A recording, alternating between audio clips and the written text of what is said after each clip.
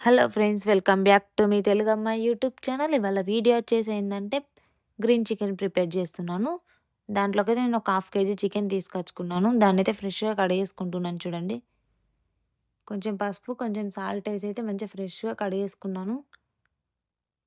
ఇప్పుడైతే మసాలాలు అయితే ప్రిపేర్ చేసుకుందాం గ్రీన్ చికెన్కి.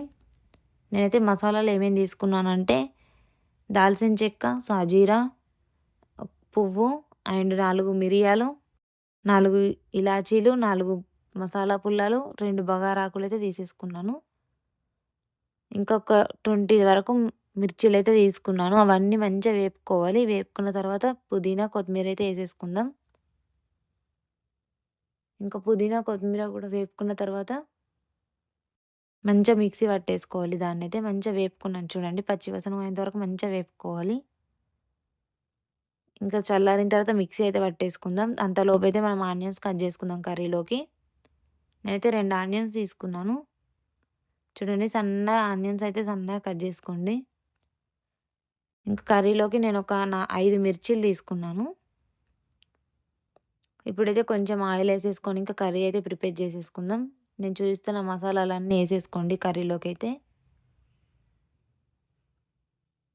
కట్ చేసి పెట్టుకున్న ఆనియన్స్ కూడా వేసేసాను. చూడండి, ఆనియన్స్ అయితే మంచిగా గోల్డెన్ బ్రౌన్ కలర్ వచ్చేసినాయి. ఇప్పుడైతే అల్లం వెల్లుల్లి పేస్ట్ వేసేసుకుందాం. ఇంకా పచ్చి వాసన పోయేంత వరకు వేపుకుందాం. తర్వాత పసుపు అయితే వేసేసుకుందాం.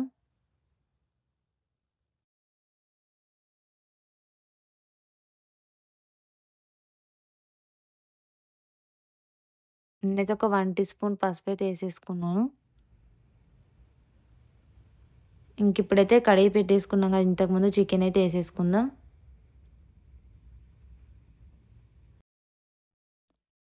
ఇంకా చికెన్ వేసి మంచిగా కలిపేసుకుందాం. ఇప్పుడైతే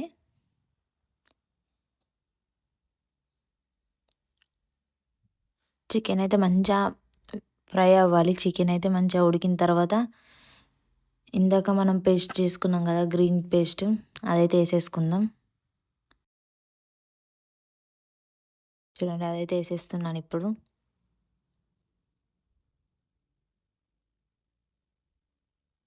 మంచిగా ఒక్కసారి అయితే కలిపేసుకుందాం మంచిగా. ఇది కలుపుకొని ఒక 5 మినిట్స్ తర్వాత 2 చెంచాల పెరుగు అయితే వేసేసుకుందాం.